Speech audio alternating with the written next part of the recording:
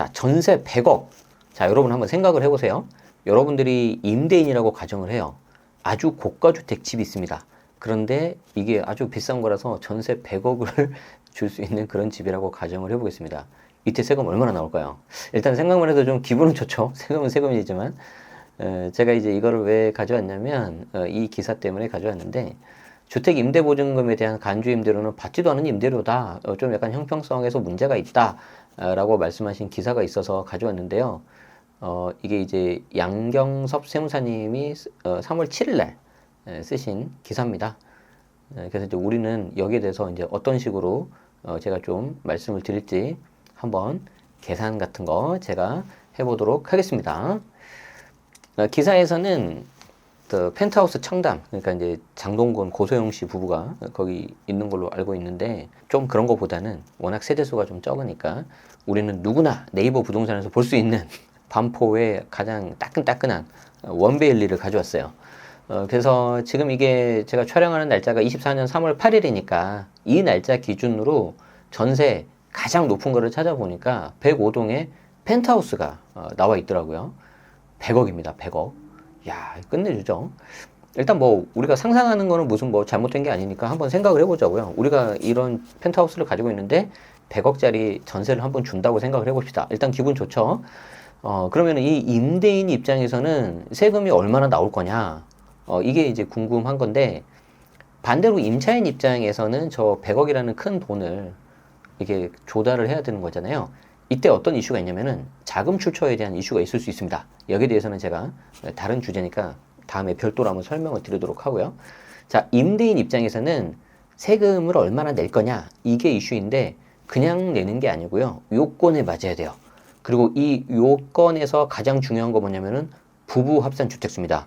그러니까 내가 1주택이다, 배우자도 1주택이다, 그럼 두 개 더하면 2주택이지 않습니까? 그럼 2주택일 때 요건을 따져야 되는 거고요. 내가 미혼이다, 배우자가 없다, 그러면 내 것만 챙기면 돼요. 다만 조심해야 되는 거 뭐냐면, 이거는 임대소득 할 때 따지는 거고, 취득세, 양도세 이런 거 따질 때는 또 다릅니다. 아시겠죠? 그래서 그때그때 다르다.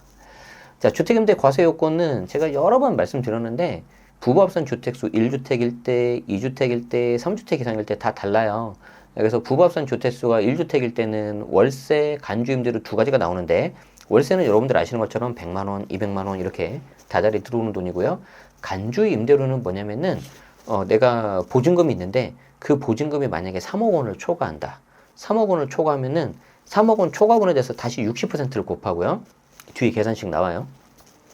그 60% 곱한 금액을 은행에 예치했다라고 그냥 간주해버려요. 간주. 네, 그렇게 봐버려요. 실제 그렇게 안 하더라도.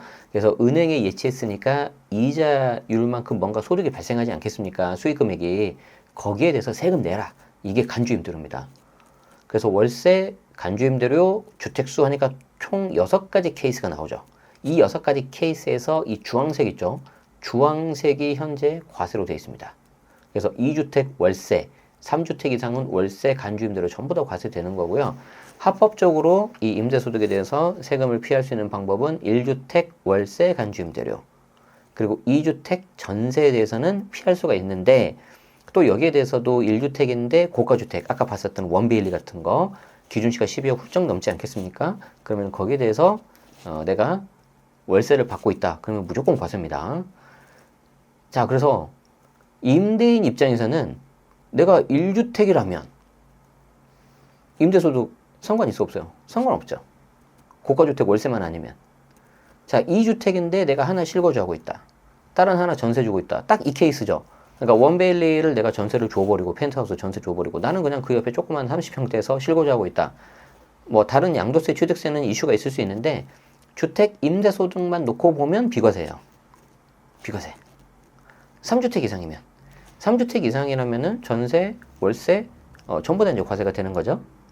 자, 그런데 3주택 이상인데 전부 다 소형주택이야. 그럼 소형주택은 전부 다 간주임대로서 빠져버려요. 그 소형주택이 뭐다? 전용 40제곱미터 이하, 그리고 기준시가 2억이야. 그러니까 극단적으로 소형주택이 한 100채가 있고요. 아까 봤었던 원베일리가 하나가 있다. 그럼 3주택 이상이니까 월세, 간주임대로 전부 다 과세가 되잖아요. 그런데 월세가 없죠. 그리고 소형주택이 전부 다 빠져버리죠. 그래버리면은 원베일리 하나에 대해서만 과세가 될 수도 있겠죠. 그러니까 그런 식으로 다 세금을 회피할 수도 있어요. 합법적으로. 그래서 이제 제가 케이스를 좀 만들어 봤어요. 내가 주택수가 하나다. 전세다. 그럼 둘 다 둘 다 비과세죠. 여기 세부담 없습니다. 이때 세부담은 또 여러분들이 헷갈리시면 안 되니까 주택임대소득, 지금 주택임대 세부담 이렇게 해야 되겠다. 또 양도세 취득세는 또 다르니까. 내가 1주택인데 월세를 주고 있다. 그러면은 이 월세에 대해서는 과세가 될 수는 있는데 이때 과세는 이때 과세는 고가주택만 됩니다. 고가주택. 그리고 전세에 대해서는 현재 없는 거잖아요. 그러니까 비과세죠. 자, 내가 2주택인데 하나는 자가, 하나 전세 주고 있다. 그러면은 월세 간주임대로 둘 다 피할 수 있어요. 세금이 하나도 없어요. 내가 2주택인데 하나는 자가, 하나는 월세다. 그러면 월세에 대해서 과세 들어가는 거죠. 간주임대로는 여전히 피할 수가 있습니다. 3주택 이상이라면은 과세. 3주택 이상이라 하더라도 전부 다 소형주택이다. 그러면은 월세 없으니까 비과세. 그리고 간주임대로도 전부 다 소형주택이니까 빠져가지고 비과세. 이렇게 할 수도 있다는 거죠. 자, 그럼 구체적으로 간주임대로만 계산해 봅시다. 내가 원베일리 펜트하우스를 가지고 있어서 전세 100억을 받았다. 그런데 다른 주택이 있어가지고 이제 이게 과세 대상이 들어간다고 가정을 해볼게요. 그럼 계산을 이렇게 해요. 3억 초과분에 대해서 과세가 되고요. 그러니까 100억에서 3억 빼니까 97억이죠. 그리고 여기에 대해서 60%를 곱하는데 이거는 이제 정부가 3억 초과분에 대해서 60%는 은행에 넣겠다고 내가 보겠다라고 그냥 임의로 가정을 한 겁니다. 어떤 과학적인 어떤 통계나 그런 게 나온 게 아니고. 그럼 60%예요. 자, 그리고 올해 24년이죠. 올해 24년에는 23년도에 대한 거를 이렇게 과세하거든요. 그러면 23년도에 대한 귀속분 간주임대로 이자율이 어떻게 되냐? 2.9로 올라갔습니다. 이게 1.2였어요. 2배 넘게 올랐어요. 금리가 많이 올라가지고. 그래서 이게 어떻게 되냐면은 무려 수익 금액이 1억 6,800만 원 나와요. 놀라지 마세요. 이 1억 6,800 자체가 세금이 되는 건 아닙니다.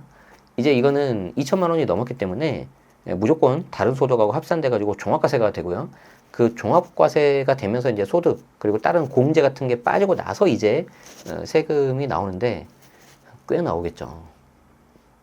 물론 제가 이제 적수 같은 거라고 있는데 그런 거 계산하는 거 그리고 금융소득에서 발생한 이런 건 제가 빼야 되는데 이런 건 다 생략했습니다. 계산을 단순화했어요. 자, 근데 문제가 있어요.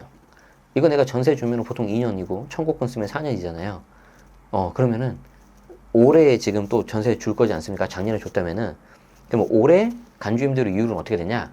3.5로 올라갑니다. 그럼 이 수익 금액이 1억 6,800에서 2억 300까지는 올라갑니다.